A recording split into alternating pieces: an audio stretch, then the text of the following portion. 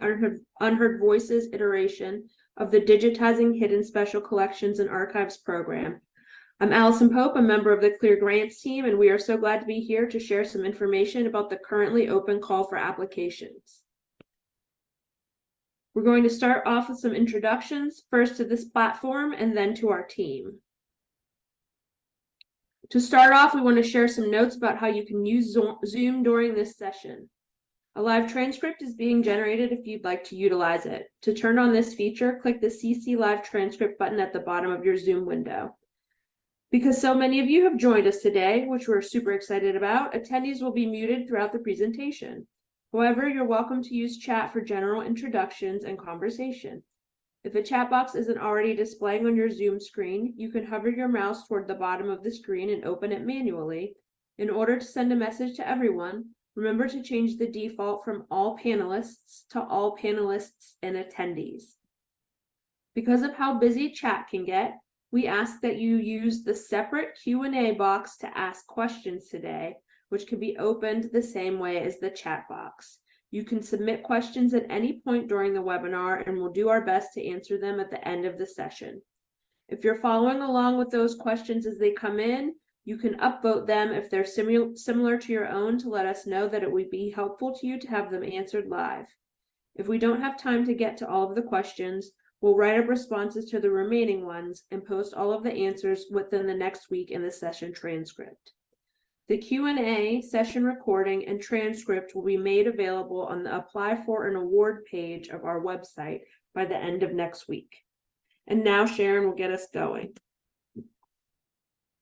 For those unfamiliar with our organization, the Council on Library Information Resources, or CLEAR, is an independent nonprofit organization with a mission to forge strategies to enhance research, teaching, and learning environments in collaboration with libraries, cultural institutions, and communities of higher learning. Although we're talking about a funding opportunity today, it's important to understand that CLEAR is not actually a funding agency. Rather, our programs and publications are supported through sponsorships and external funding. For the Digitizing Hidden Special Collections and Archives program, we receive our funding from the Andrew W. Mellon Foundation, and CLEAR acts as the regranting agency. Just as we receive proposals and reports from grant recipients, we also send proposals and reports to the Mellon Foundation and other funding organizations. CLEAR's work is accomplished by a relatively small staff of about 20 geographically distributed individuals, with the greatest concentration living in the DC area, where our headquarters are located. Today's webinar is led by the CLEAR Grants team, which administers CLEAR's active regranting programs, offering support for the entire grant cycle, from application to final report. We'll do quick introductions of the group so that you know who we are and how we'll be participating today. My name is Sharon Burney, and I'm a program officer with CLEAR. I'm currently located in Gainesville, Florida, and I will be contributing to the presentation and the Q&A. My name is Allison Pope. I'm also a program officer. I'm based in Pittsburgh, Pennsylvania, and I'll be contributing to the presentation and Q&A. And Louise Quazagra is our managing director. She's currently located in Chicago, Illinois, and she'll be assisting with Zoom logistics and Q&A support. Our team would like to center today's conversation by acknowledging that as residents of the United States, we are speaking to you from unceded land of many indigenous peoples. I'd like to respectfully acknowledge and recognize the original and current caretakers of the land, water, and air where I live, the Timucua and Seminole peoples, and all of their ancestors and descendants.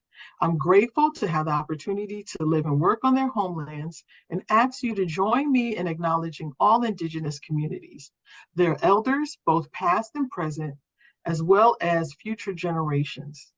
May this acknowledgement and the program we're speaking about today demonstrate CLEAR's commitment to beginning the process of working to dismantle the ongoing legacies of settler colonialism. Now that we've introduced ourselves, we'd love to hear from you.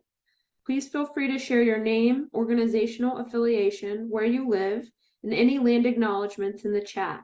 During the rest of our time together, we'll offer a program overview, including some history of digitizing hidden collections, what Amplifying Unheard Voices adds, and definitions of core components of this program.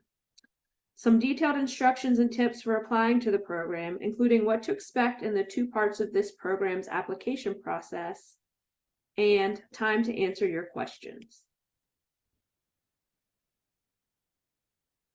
Thanks, Allison. Let's move into an overview of the Digitizing Hidden Special Collections and Archives program. The 2023 Open Call for Proposals launches the 3rd iteration of a CLEAR program having roots that date back to 2008. What starts as a funding opportunity for nonprofit organizations to catalog hidden collections is now transformed to continue the work of the digitization program with a new thematic focus. Under the Cataloging Hidden Collections program, CLEAR supported more than 170 unique institutions with 128 projects that documented more than 6 million items. While the work of the first iteration of Digitizing Hidden Collections is still underway, more than 194 unique institutions have been part of 101 funded projects that have already created more than 8.7 million master digital files. Where earlier programs have encouraged the submission of collections representative of any topic, the Mellon Foundation challenged CLEAR to shift this program to a specific theme, bringing us to Amplifying Unheard Voices. The thematic focus of Amplifying Unheard Voices aims to fund projects that propose to digitize materials that deepen public understanding of the histories of people of color and other communities and populations whose work, experiences, and perspectives have been insufficiently recognized or unattended in the digital collections. Those often hidden histories include, but are not necessarily limited to, those of Black, Indigenous, Latino, and other people of color, women, gay, lesbian, bisexual, transgender, non-binary, and other genderqueer people and communities, immigrants, displaced populations, blind, deaf, and disabled people and communities, and colonized, disenfranchised, enslaved, and incarcerated people. In addition to the thematic focus of the call for proposals, several other significant changes have been made to the program from earlier iterations. Eligible Canadian organizations are now able to apply as lead applicants. This also means collaborations can now take place between any combination of US and Canadian organizations. The initial application is much briefer than in previous years, asking organizations to consider digitization, project design, but to focus more specifically on telling the story of the materials.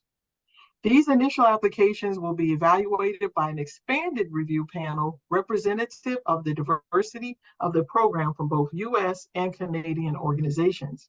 A core group of these individuals will serve as reviewers through funding recommendations. The core values of the program have also been reimagined to reflect the new broad objectives and thematic focus. You can use these core values as you develop projects, making sure that reviewers can see these elements woven throughout your application. Our reviewers will also focus their evaluations of applications on these same values. In the past, the program's values seemed to motivate the development of collections-focused projects, but we hope the new core values will encourage and challenge organizations to see how their digitization work can be people-focused too. More information on the core values is on the program homepage and the frequently asked questions. Though the program has undergone a significant refresh, some core components remain the same. So, what do we mean by digitization? All projects submitted for consideration must have digitization as the primary activity. This is specifically the creation of digital representations of unique physical artifacts or objects. While description, such as cataloging or metadata creation, and other work to enhance access, such as transcription or translation, may be included in projects, that work must be supplemental to the digitization work. This program does not support further description, manipulation, or migration to alternative digital formats for content that was born digital or has been previously digitized. The original objects nominated for digitization may be in any format, and projects may combine digitization of materials from a variety of formats. For example, books, manuscripts, maps, 3D objects, textiles, various audiovisual formats, and more. If you have any questions about what qualifies as a digitization project, get in touch with the Clear Grants team. Next, what do we mean by hidden? For this program, applicants are asked to convincingly demonstrate that the materials nominated for digitization cannot have a meaningful impact on public understanding of people, communities, and populations whose work, experiences, and perspectives have been insufficiently recognized or attended in the past until those materials are digitized, discoverable, and accessible in ethical, respectful, and legal ways. It's important to remember to explain how digitization specifically is key to opening access to the materials. We expect that collections nominated for digitization may be in various stages of description, ranging from fully processed or accessioned to minimal or no descriptive records available at all. Applicants are encouraged to design projects that fill description gaps in projects, using the workflows of digitization to think about how item or collection descriptions can be enhanced, corrected, and created. And finally, what do we mean by collections? You'll note that the title of this program more specifically mentions special collections and archives. For the purposes of this program, special collections are any kind of rare or unique materials housed in secure, monitored environments and made available to the general public. Archives are unique, often unpublished materials associated with a specific individual, topic, location, or organization that is of historical and/or cultural interest. While the materials nominated for digitization may be in any physical format, they must be owned and held by an eligible organization. Because of the thematic focus, the materials must also have been created by or describe people of color or other communities and populations whose work, experiences, and perspectives fit the scope of the program. There are a lot of wonderful examples of projects from the past 5 years that can give you a good idea of the scope and scale of work funded through this program. We particularly want to shout out 2 projects funded in 2016 as possible models. A collaboration between the Sherman Indian Museum and UC Riverside, titled the Sherman Indian Museum Digital Collection, Increasing Access to American Indian Off-Reservation Boarding School Archives, and the collaboration between the AUC Woodruff Library, Spelman College Archives, University of Georgia, and Morehouse College. You can learn more about these projects and others on our funded projects page.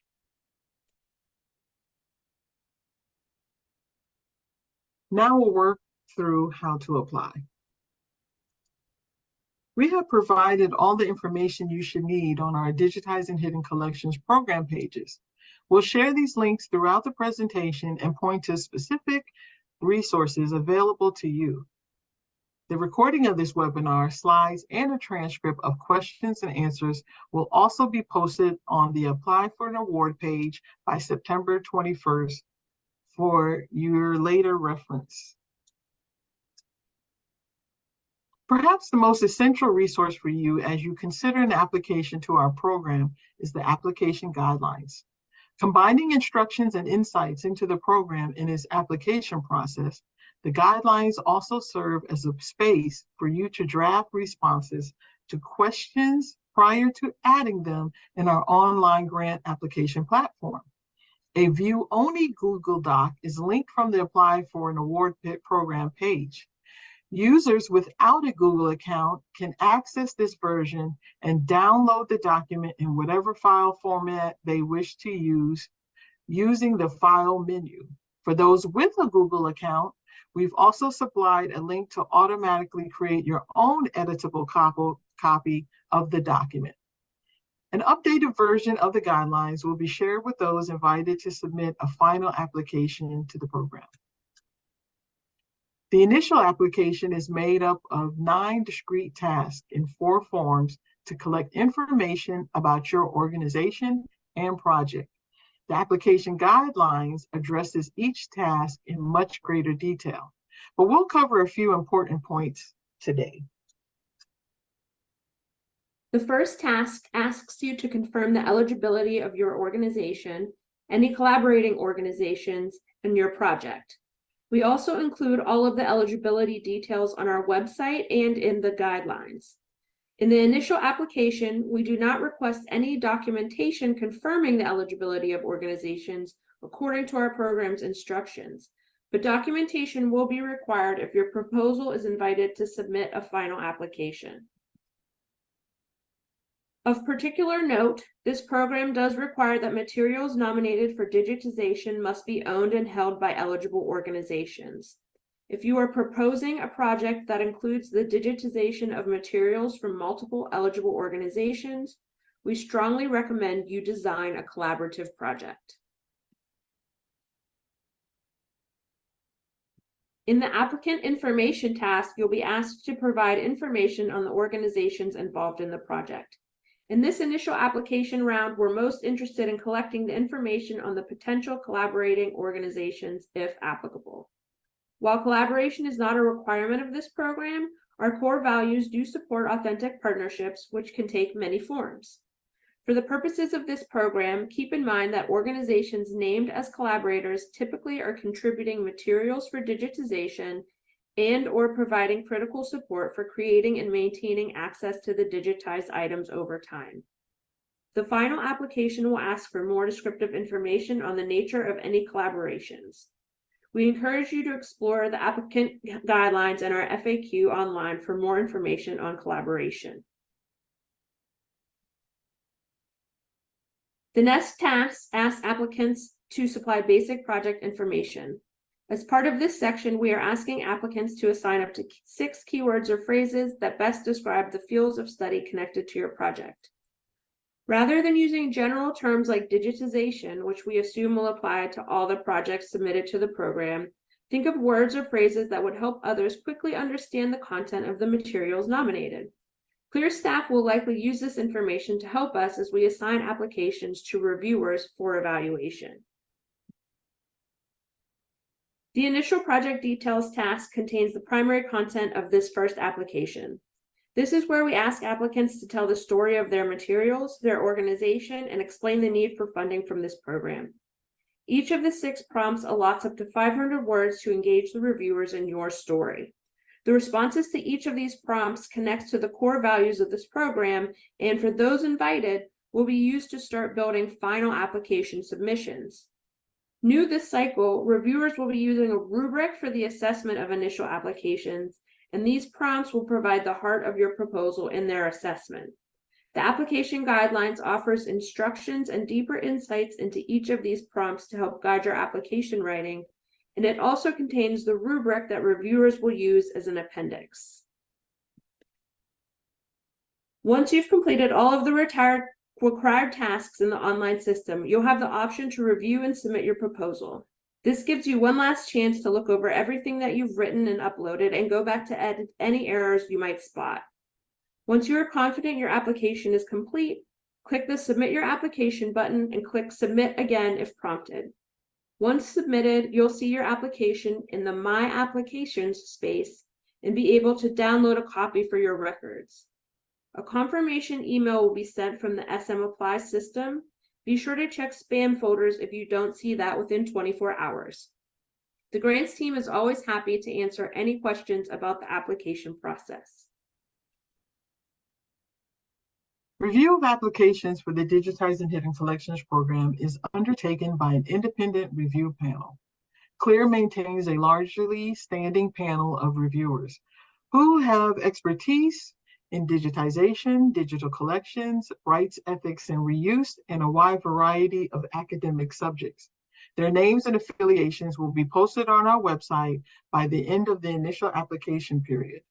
During the initial review process, at least 2 reviewers read each application, and a portion of applications will be invited to prepare a full application for the final stage. Initial applications must be submitted online by November the 1st, 2023. We anticipate that all organizations that submit an initial application will be notified if they are invited to submit a final application by February 19th, 2024. This year, we anticipate providing a greater level of support to those organizations invited to the final round to help develop initial applications into competitive final applications. This will involve a number of individuals from CLEAR's community, including members of our review panel. We anticipate making the public announcement of funded projects in November of 2024.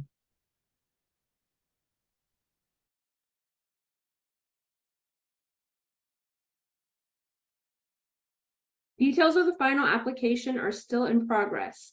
However, we anticipate that the size and scope of the application will be similar to previous digitizing hidden collection cycles. Our aim is that you'll use the groundwork of your initial application to build the full final application.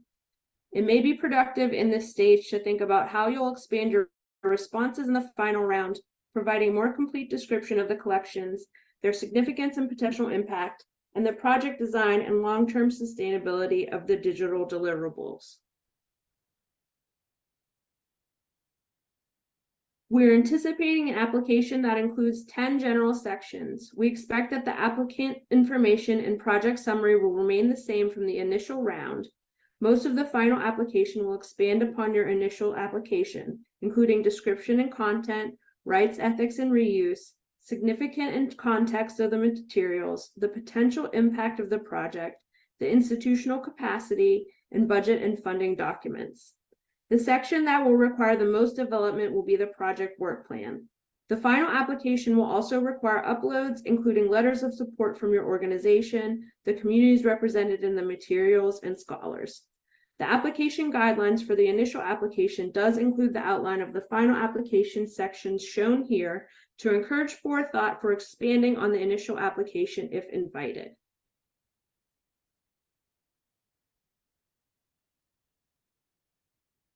Before we move into our question and answer time, we want to make a note of a super short survey about the webinar. This is part of our program assessment, so your honest feedback on the webinar will help us in our future support efforts. We'll share the link in the chat, and it will also be included in an automated message after the event. Now it's time to turn to your questions. We'll do our best to get through as many as we can. Any unanswered questions will be answered in our transcript and shared to our website along with the recording. Thank you.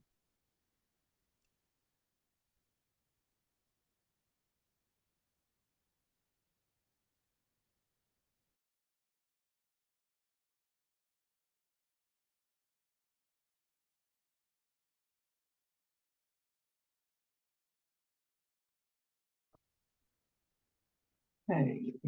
Kyle, thanks for joining us today. We're going to move to the live portion so that we can take questions from the Q&A. Before we get to that, really quickly, I'd like to point out the webinar survey link that was just dropped in the chat. And we would also like to thank Jenny Ferretti, Aaliyah Reich, and Lizzie Alberts for helping us today, helping the grants team make this happen. So we really appreciate you guys' assistance. And Sharon, do you want to take the first question? Sure. We'll try to get through as many of these question and answers as possible. Like already stated, whatever we don't get through today, or if your question may need a little more insight, we will be sure to add them and get them on the website as soon as possible. So the first question is, will this grant be available again next year? So our funding from the Andrew W. Mellon Foundation only extends through this cycle currently. We don't have any more information right now to share about future cycles of this program, but we do recommend that you sign up for our CLEAR newsletter to stay informed on upcoming funding opportunities.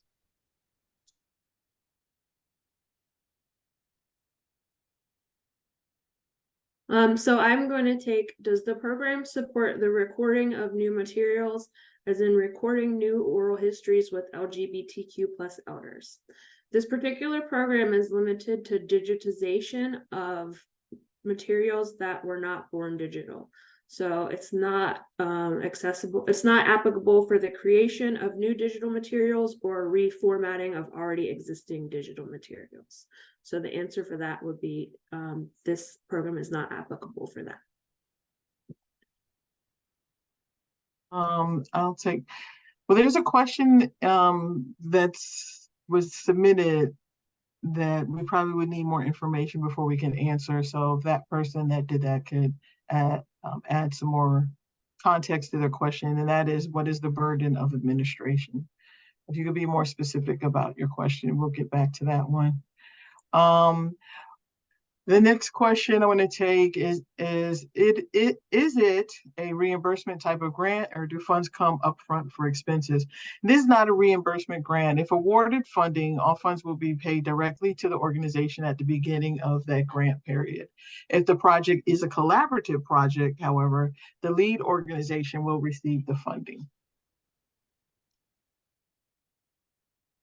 I'm going to take, my organization is about to launch a digitization project that has already received partial funding from another source. Can we still apply for clear funding to supplement the existing funding and support the parts of the project that would occur during the cleared grant period? The answer to that would be yes, as long as the activities that you're seeking funding for fall within the scope of the program.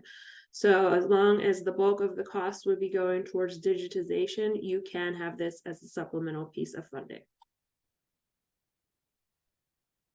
Next question I'm going to take are, what are the reporting requirements? So if awarded funding, the reporting requirements will include both interim and then a final reporting at the conclusion of your grant period. The amount of reports that you will do would be dependent upon the length of your project. Typically, we ask for an interim report every year. So if you do a 3-year project, then you would do 2 interim reports, and then 1 final report at the conclusion of your project end date, which is usually 3 months after the end of your project date. They usually, we always ask for your budget detail so that you can show us the expenses that you've paid for along the way, and some narratives to explain what you've done for the past year. So if you did a 1-year project, or you did a 2-year project, or you did a 3-year, that interim would happen every 12 months, and then the final 3 months after the project end date. From what you said, I understand that digitization of motion picture film, magnetic media like audio cassettes and VHS tapes, and photographs are able to be funded, but just wondering about optical media like CDs and DVDs. Thank you. At this current time, we generally consider CDs and DVDs to be born digital objects. I will say, however, that we do get funded projects where that may be a very small portion of an already existing collection, because it makes the collection kind of a coherent object. And that nuance and the decisions related to that are made by the independent review panel. But if the bulk of the materials were to be CDs or DVDs rather than just like a small portion of them, I would not anticipate it being as competitive in front of the review panel. Can the collection be held outside Canada and the US? Okay, so currently, this program is only open to nonprofit, academic, independent, and community-based organizations in the US and Canada that collect, preserve, and share rare and unique materials with the general public. In addition, all nominated materials must be owned and held by an eligible nonprofit, academic, independent, and community-based organization within the United States and Canada. So if you're talking about the actual materials, that is, no, it cannot be held outside.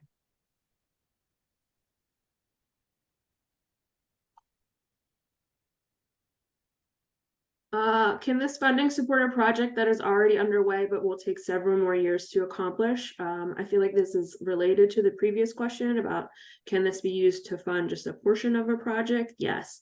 We do get phased projects, and it's fine as long as it meets the scope of the program and has defined deliverables.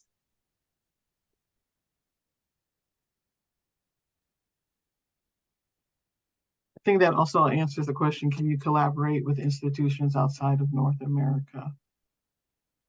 I think that would also be, you have to, so collaborate, the same eligibility is applicable to collaborating organizations named on your project too. They must be within the United States and Canada. Yeah, I also see a question related to that in the chat. If you guys can remember to put your questions in the Q&A so we don't miss them, but there are specific questions. When will Africa be considered for these grants? How far is the Hidden Collection Africa Initiative? That's a program that we're in the process of designing and in communication with funders about, but it's not one that we have currently launched. So we are at this time limited to the United States and Canada with the DHC program. Here's another, what's considered independent, more specifically, are for-profit social enterprises eligible? So the program is only open for nonprofit organizations within US and Canada, independent. I think when we speak about that in that context, we're talking about is cultural heritage and preservation the specific center focus of your organization? I hope that answers the question. For some reason, Siri is talking. Sorry. My organization has different chapters. Ooh, it moved on me. Let me find it again.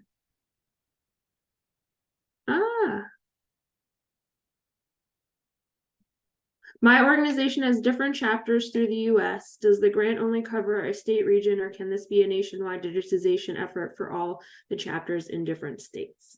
Yes, as long as the organization is based in the United States or Canada and the materials are held in the United States or Canada by that organization, there's no limitation geographically. Are these matching or non-matching funds? We have no mandatory cost share or matching for this. Define in your budget narrative in detail. You'll define and explain your costs as clearly as possible. This is a highly competitive grant, and you want to be able to tell your story and explain your expenditures in a cost-effective way that's compelling to review panel. Are fiscally sponsored projects able to apply? Yes, if your fiscal sponsor is a nonprofit organization in the United States or Canada, you are able to apply under them as an umbrella.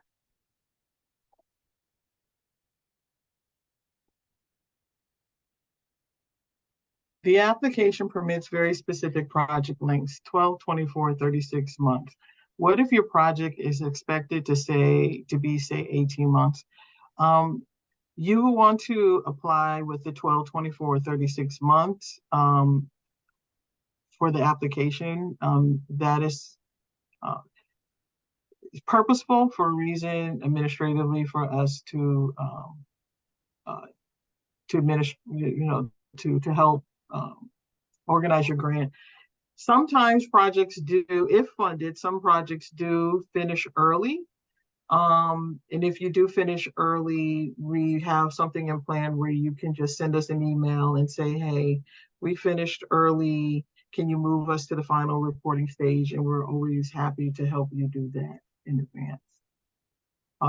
But that's something that comes along the way. So no, put your project down for the 12, 24, 36 months. If funded and you do finish early, we can accommodate that.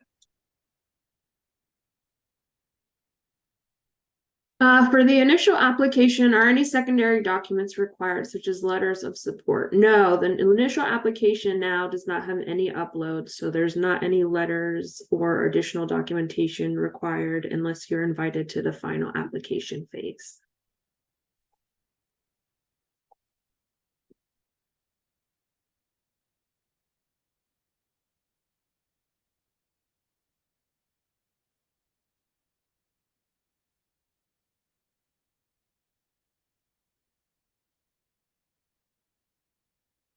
I'm going to start this one. Is digitization of motion picture film included? So anything born digital does not qualify for this program, but I guess it would depend on the format that it is in. Another key center is when you apply for this is that you hit the core values of this program. And how do I say it? It depends on so now we start to talk about what we're including or thinking of as rare, and does it have broad appeal, and if I'm hopeful that your digitization project is more than just digitizing a motion picture and that it's not born digital. If that's the case, then it wouldn't be competitive in the eyes of the review panel. And it also depends on if it's a rare form or of motion picture. Allison, you want to add anything to that? Because that sounds like that could possibly be better for the Recordings at Risk project. Yeah, you're welcome to email the program for more details. I think we would have to know more about the motion pictures themselves. If they're like mainstream commercial motion pictures, what kind of IP rights do you have to them? But like, can you digitize film? Yes. So we would need to know more about the format and the particularities of the recordings. Is it recommended, required that the lead applicant institution hold the collection, or could the primary applicant be from another institution with the owning institution a collaborating applicant? In most instances, all of the collaborating applicants are holding some portion of the collections, but there are a couple of cases where the lead institution is operating like an online portal, say like a state repository that has an online portal, and these other collaborating organizations are going to host their materials there long term. So if you're not contributing materials to be digitized, then the secondary thing that reviewers would look at is how you are contributing to the project overall. And one way that stands out is offering a long-term access model. So it's not required, but it is typical that the lead applicant holds some form of the collections that they're attempting to digitize. Do we include salaries and benefits as well as contributions in kind? Yes, you can provide salaries and fringe benefits into the project. Also, as far as in kind, that's up to you. You don't have to put the in kind, but if it helps to tell the story of your budget narrative and your project in a more compelling way, and for clarification, yes, you can include it. It's not mandatory.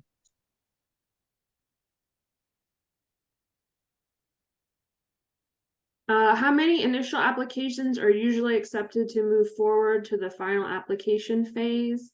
The last iteration, it was approximately 50%. So about half of the applicants were invited to move forward to the final phase. And I saw somewhere else, I can't see it right now, but we're typically able to grant 15 to 20 awards per cycle.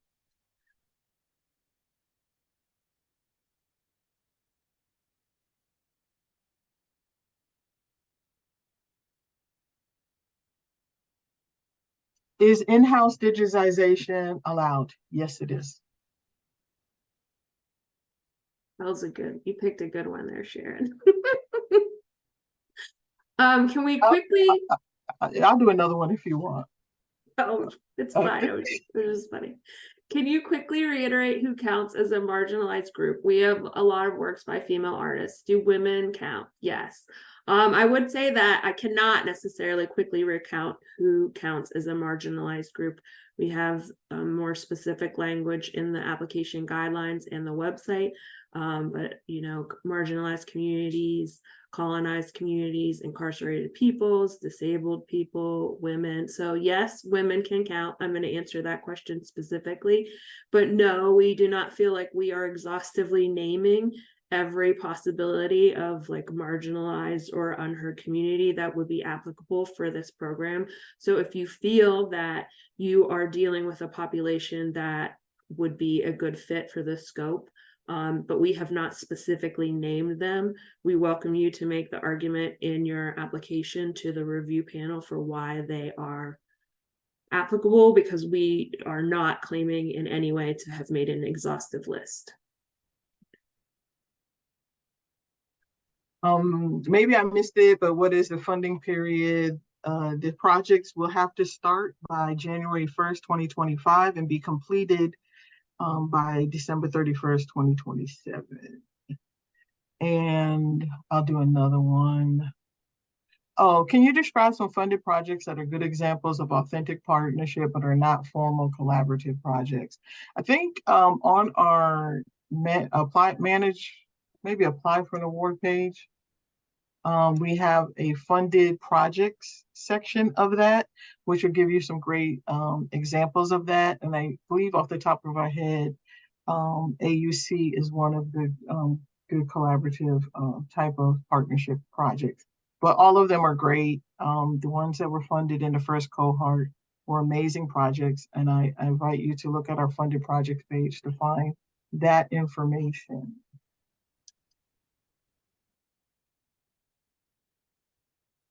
I'm going to drop the link to the funded projects page again really quick. Thank you. I'll do another everybody. If something was made into microfilm a long time ago, does that count as being digitized? No, you can definitely digitize microfilm.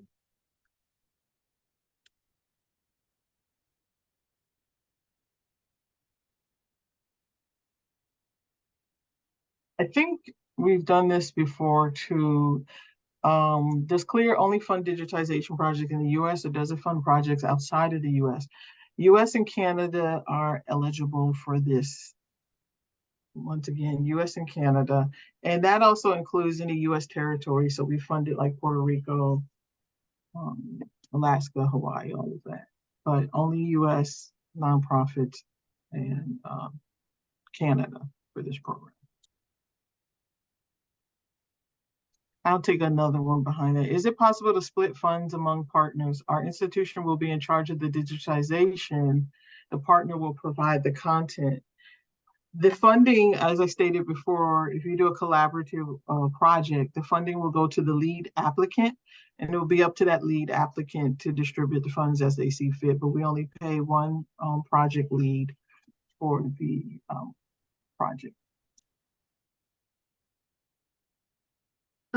Forgive me if you mentioned this already, but is the digitization company chosen by the grant recipient, or is there a list of approved required vendors, or does CLEAR perform the digitization itself? So CLEAR does not perform the digitization. We are just the funder. We do not require you to use a vendor in this program, unlike our Recordings at Risk program, which does require an outside vendor for your digitization. And we do not provide, we do have some links on the website to outside sources that recommend vendors. We do not personally recommend vendors because we don't want to kind of have that overlap. as a funding agency. So you pick your own vendor or vendors. You would be asked if you make it to the final application phase. If you are using a vendor, you will be asked to submit the quotes from that vendor so that the review panel can analyze what you're paying for the services, but we do not dictate that you use specific vendors.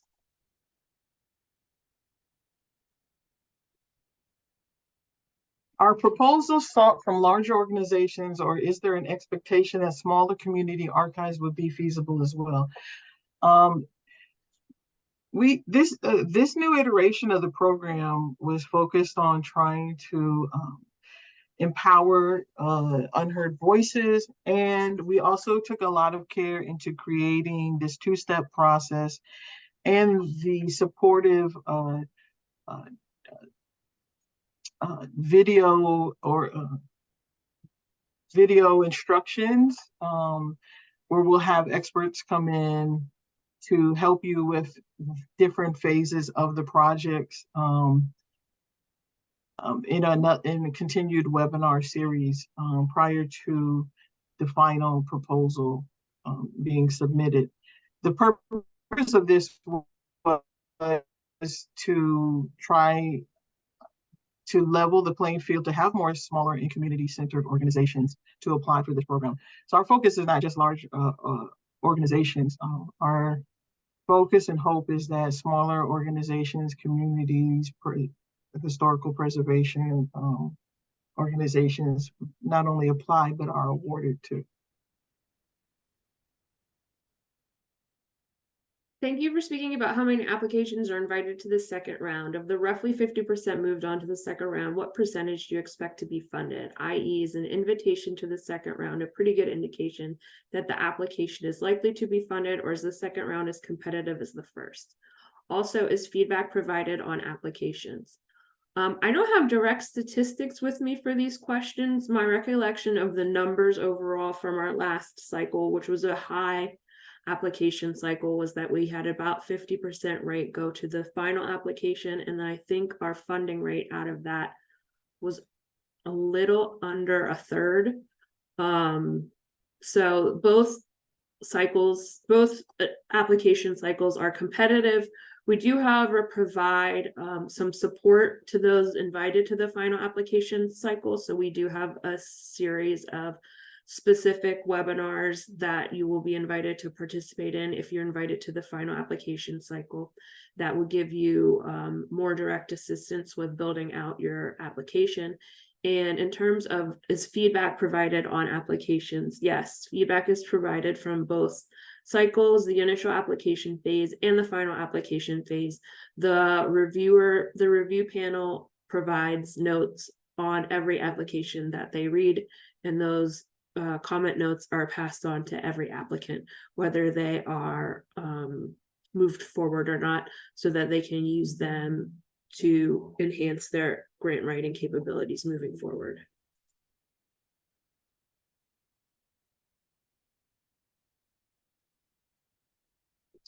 Are collections about religious minority groups eligible? Yes, they are.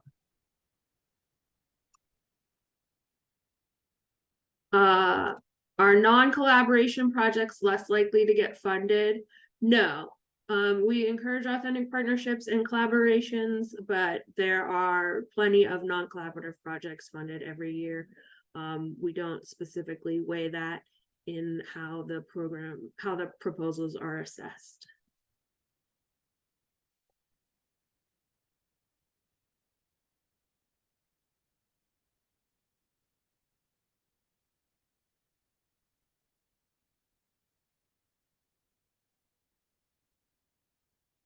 Can we take one more, Sharon? No, I'm just looking through. Indirect costs are not allowed in the budget. That's down here towards the end. I'll look for another one. Somebody asked,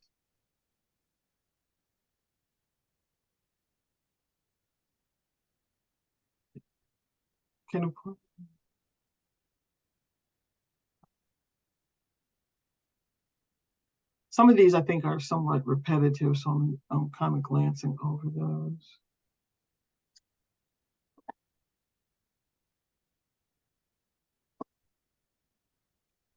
The question on can funding be used to fund the digitization of physical spaces as long as those spaces are owned and held in the United States? Can we get some more clarification on that question, please?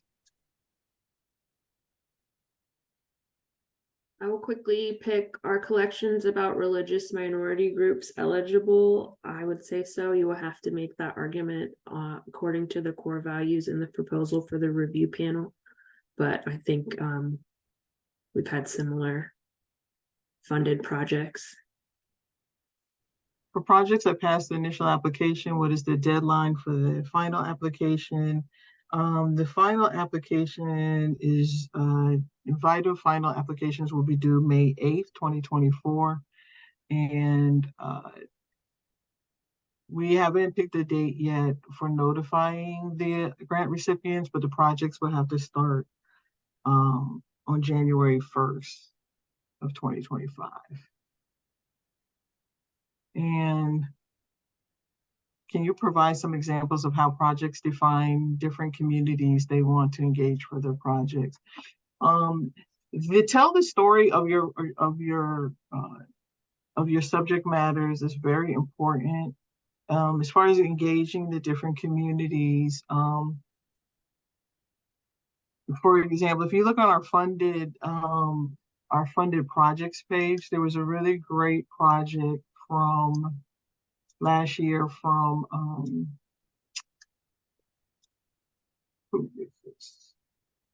prison pandemic, digitizing incarcerated people's experiences during COVID from the University of California, Irvine. They did a really great 2-year project that partnered with libraries to digitize collections. And they told a story of incarcerated people's stories during COVID. And the community members were lawyers, journalists, students, and scholars in awareness of the inequities experienced by these. I think that's a really great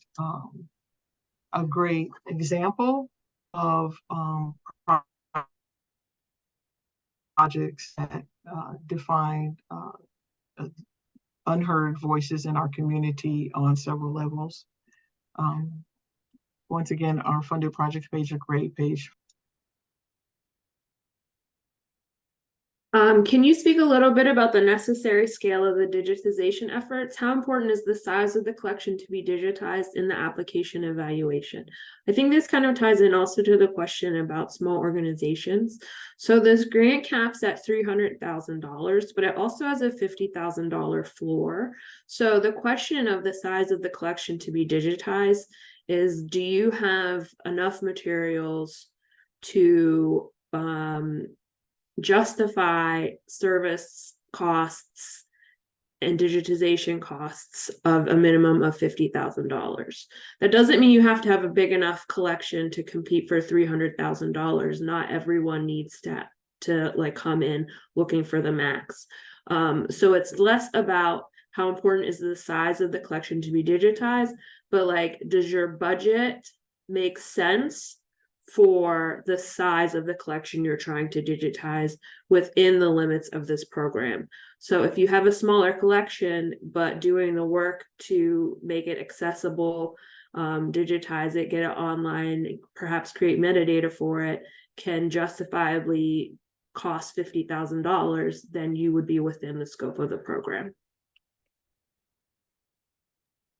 Does this grant require contracting with external digitization services, or does it allow for in-house digitization work?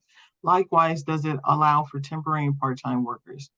Yes, you can, if it makes more sense to your project for you to contract external digitization services, you can add that vendor to your budget. Also, you can do in-house digitization, unlike our Recordings at Risk program. Does it allow for temp and part-time workers? Yes, it does allow for it. You would put that in the salary line along with any fringe benefits. Once again, when you're telling your story of your project and your financial story, keep in mind that the reviewers are going to look and make sure that your project plan, your digitization plan and your budget makes sense. And that you're also providing competitive salaries for where you live and substantiating why you need to either select a digitization vendor, outside one, or it makes more sense for you to do it internally. There are very clear explanations in our application guidelines about allowable and disallowed costs. If you have any questions, more specifically, you can always email us at hiddencollections@clear.org. Are we able to apply for funding interinstitutionally? Our organization partnered with U of Chicago Southside Home Movies Project and UIC Special Collections to preserve the ephemera of the Filipino American Historical Society of Chicago. Some of these materials include analog films, photographs, documents, and newsletters from over the past century. Is it possible to apply these university affiliations under one umbrella? From our perspective, as long as they're both under the same fiscal entity and they both meet the qualifications for eligibility, yes. We wouldn't necessarily even be aware that there's an interinstitutional partnership happening unless you're going to describe it in the context of the proposal, but it would really be up to the institution to manage kind of the grant administration of that as like dual department budgets or something of that nature. That is something that would fall to the University of Chicago to manage.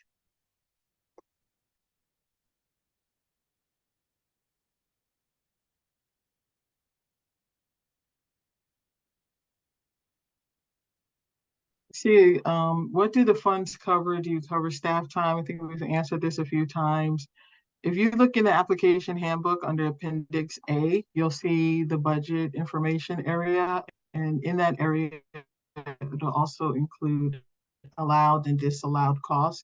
I do recommend you reviewing that very clearly, and you'll be able to see um, what funds cover, vendors, staff time. You can also cover office supplies up to $10,000, etc. The applicant handbook is a very My entire collection is unprocessed but rare, and as the only librarian, can the collaborator be a representative from Ithaca? They would help write the grant and provide any support I need since I'm a staff of one. Would that be acceptable? The answer to that comes down to you as the sole librarian, like what is the organizational affiliation that you're working under? If you yourself are not some form of an eligible nonprofit or working for some form of an eligible nonprofit, you would not be able to apply as a collaborator with Ithaca. Ithaca as an education nonprofit would be eligible to apply. They could look at perhaps using you as a contractor on the project, if that makes sense to the scope of the arrangement you're talking about. I can't really speak to that without more details, but unless you are an eligible entity, you cannot apply as the lead applicant or as a collaborator. All applying organizational entities have to meet the eligibility criteria.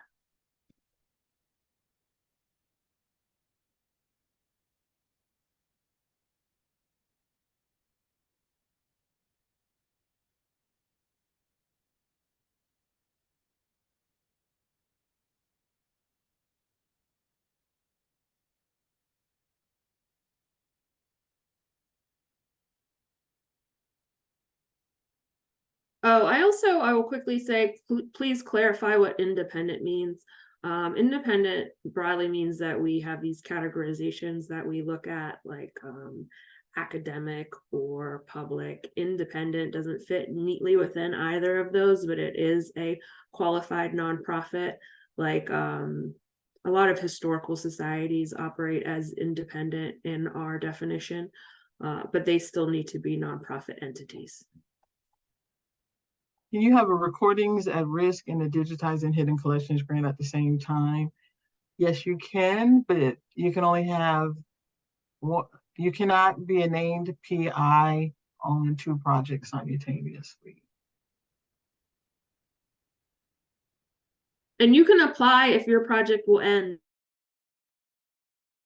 Yeah. Yeah, if your project will, yeah, if you already have a digitizing hidden collections grant and the project ends prior to the start.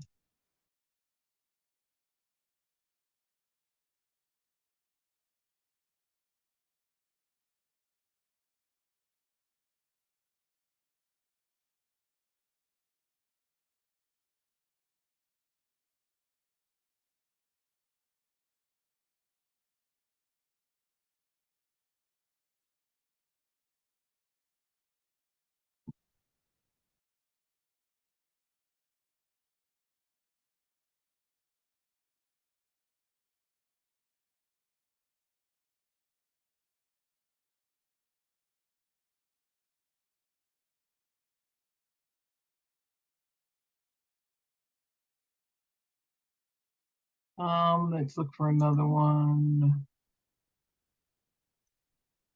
Okay, let's see. I think we lost Allison. Um,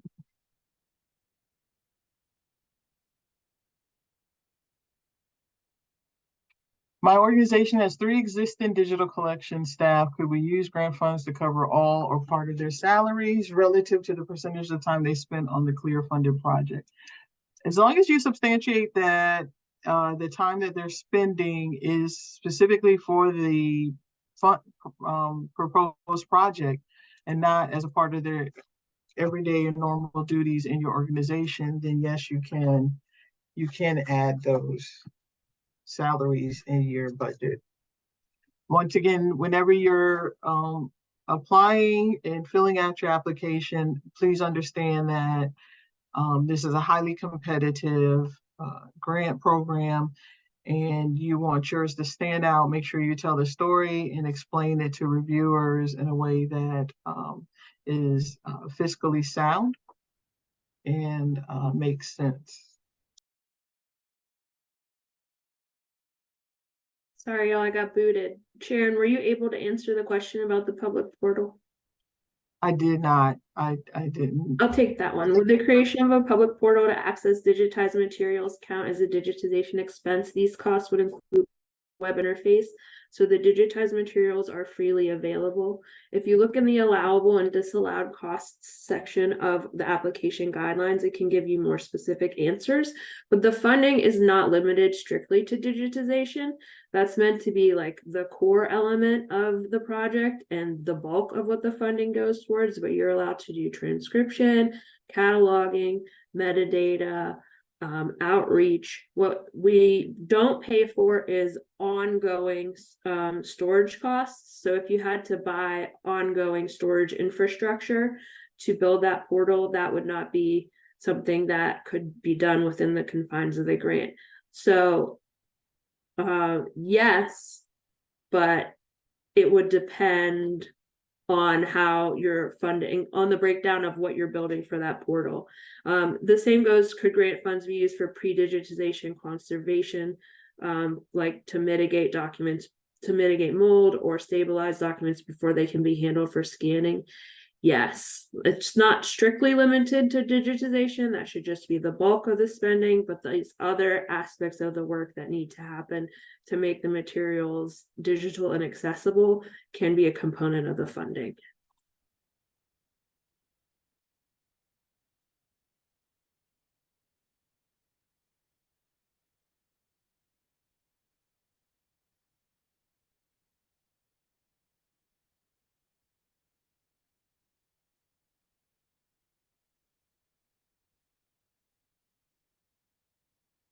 It looks like we also got some physical spaces, additional info. What about the preservation of physical spaces like a cemetery and its records, tombstones, burial records, funeral programs, etc.? Yes, you could apply with materials like that. They're physical materials, and that would be an applicable format. It's not necessarily something that we would be casually used to seeing a ton of proposals of that nature. But for instance, we currently have a grant right now to the Fashion Institute of Technology, and they are digitizing costumes. So there are definitely instances in which we do digitization of like 3D ephemera objects. Well, we have to provide an audited financial statement. We don't usually ask for audited financial statements. You will have to submit in your reports a budget detail template that we will provide the template for you, and a financial narrative in that we do ask you to provide in your reporting aspect of it, if funded, um, a list, the budget detail explained to show exactly what you spent your money on, how much is remaining, um, how you stuck to the template that um, you submitted in your original application, um, and those type of things.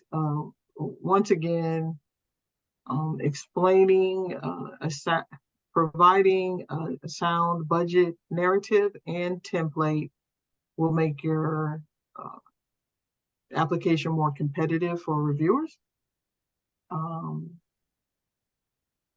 And I recommend that it makes sense in conjunction with your project and your digitization plan.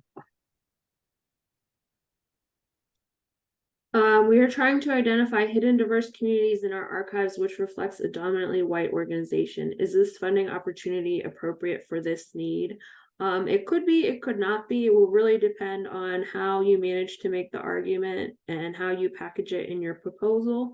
The review panel is pretty good at evaluating the core values. They're going to have questions about the authenticity of the relationship and what kind of outreach to the community may be going on, and to the coherency of the collections. Does it feel like they actually belong together, or are they just grouped together specifically to fit the scope of the program?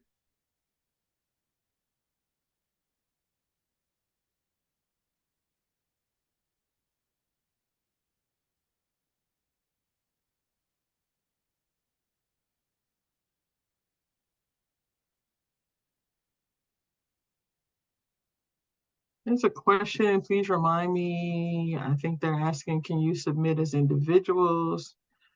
The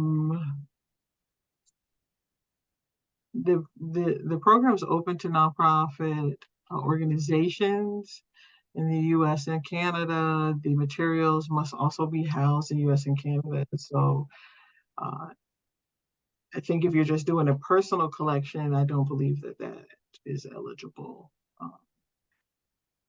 unless you're a nonprofit and you're an organization focused on cultural heritage and preservation in some type of way, then maybe yes. If you could give us more information specifically on what you're trying to do and email us at hiddencollections@clear.org, we may be able to give you a more in-depth answer. Can a portion of this funding go to support accessibility and interpretation of the newly digitized collections? Yes, as long as the digitization is the core of the project. Yeah, there can be funding for transcription, translation, captioning, etc. It just can't be sort of the bulk of the funding requested. The core of the project needs to be the digitization, but it is important that the materials are made accessible in an ethical fashion. So yes, we do have funds to support the other components that are related.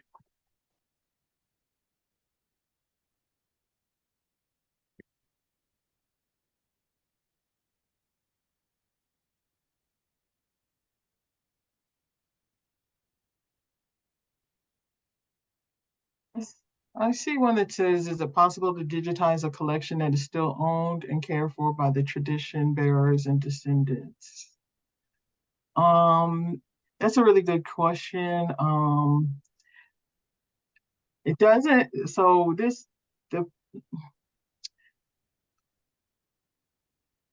because of the way that this program is set up, we also understand that sometimes it may be difficult to determine the rights before submitting to the program.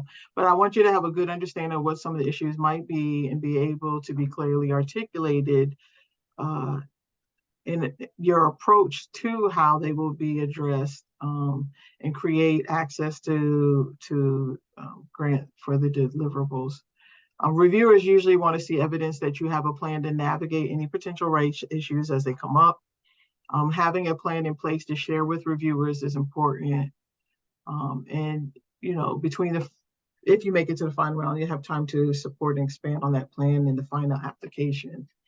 At the final application point, you will also probably have opportunity to make some changes to the collections that you nominate if they find out the rights are have a lot of challenge to them. I hope that answers that question. So that's a yes, as long as you have a plan, a RER plan in place, and can substantiate that clearly in your application.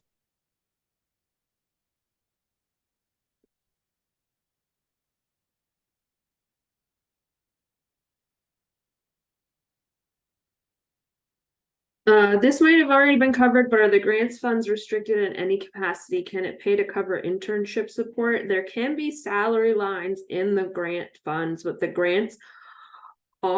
funds are restricted. If you look in the guidelines, it lists what are allowed and disallowed costs. The budget lines, you'll have to submit a budget that has detailed budget lines if you're invited to the final application.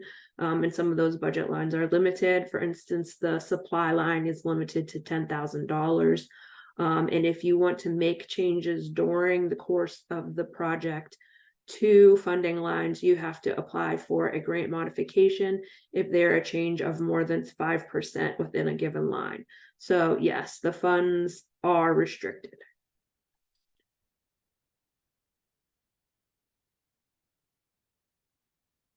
I'm also going to quickly take, can the collection be related to underrepresented communities outside of the US and Canada if the collection is held by an institution in the US or Canada?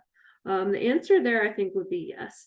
We would want to see, probably the review panel would be interested in what kind of outreach or communication is happening between the holding entity and the community that's being described. But there is no prohibition that says the materials had to originate here if they are owned and held here. Is there a portal to view links to all of the funded and publicly available digitized materials from the funded projects in one place? We're currently working on that right now, but there is a funded projects page. On the funded projects page, you should be able to see all of the projects that have been funded. And then my suggestion would be to go to their page, and you should be able to see information on those projects and the links to what they have digitized. Typically, most of them will have that there.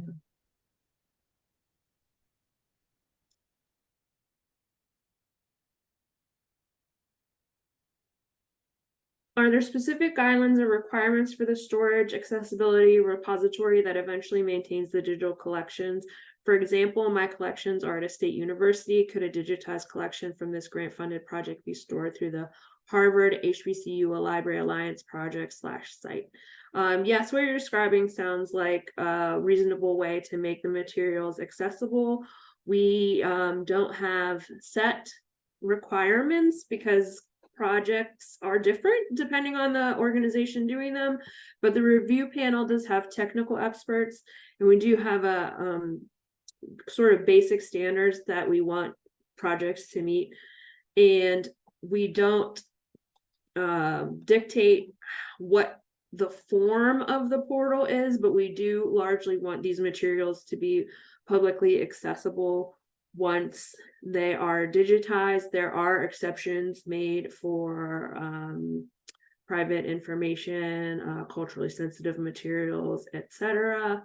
And we do look for long-term availability, and we have a program called IP Monitor that goes back and looks to make sure that stuff is still online, but we don't specifically dictate to any project exactly how they need to put it online. We expect that to be elucidated in the proposal, and the review panel will comment on whether it's appropriate. And what you are describing in your instance sounds appropriate. Okay, I'm going to take this. Do programs originally aired on cable access TV count as unheard? So the thematic focus states that program will fund projects that digitize materials that deepen public understanding of the histories of people of color and other communities or populations whose work, experience, and perspectives have been insufficiently recognized. So the collections do have to be reflective of those communities and contribute to an understanding of their histories. If the programming fits those categories, then I can say that this would count as unheard, but it would be up to you to tell that story in your application in a way that reviewers will be able to understand, and also make sure that you address the core values, the 5 core values of the new program, which means public knowledge, that it fuels the creation of digitized special collections and archives as a public good, broad representation, that the program that just supports projects that capture and share the untapped stories of people, communities, and populations who help deepen public understanding of human history and they're underrepresented. That you also are creating authentic partnerships, that you're creating sustainable infrastructures, and that it has community-centered access. On top of that, we need to think about how are those materials right now.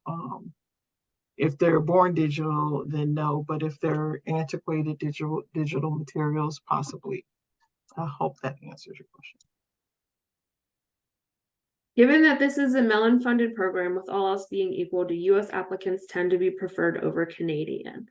So I will say that this is a Mellon-funded program, but it's entirely independently administrated by us, and we do use an independent review panel on top of that, and there are Canadians on the review panel. But we have only opened this program, Digitizing Hidden Collections. This is the second cohort that's been open to Canadians. So I would say that there were less Canadians awarded because there were a lot less Canadians that applied the last time, as a matter of proportion. I think because the United States audience is used to this being a grant that they have access to, and the Canadians are just learning that they have access to it. But no, I don't think that there is kind of a bias, and if anything, there could possibly be a lean Canadian bias, because we have thus far had fewer Canadian applicants than United States applicants. I think we went well over our 1 hour time limit. We're having fun with you guys today. We'll try to get all of the questions that were asked in the Q&A doc and in the chat transferred over to the document. We'll expand on some of these answers for you in a more cohesive way, and it will be posted on our website next week. And always, if you have additional questions, please don't hesitate to contact us at hiddencollections@clear.org. And we will also be having on October 11th an additional Q&A only webinar where you can come with your questions, specifically just to answer questions for an hour with you guys again on October the 11th. You must pre-register for that webinar, and Allison just posted that in the chat. So thank you, everyone. We hope to see a bunch of applications come in and see you at our next webinar. Thank you all.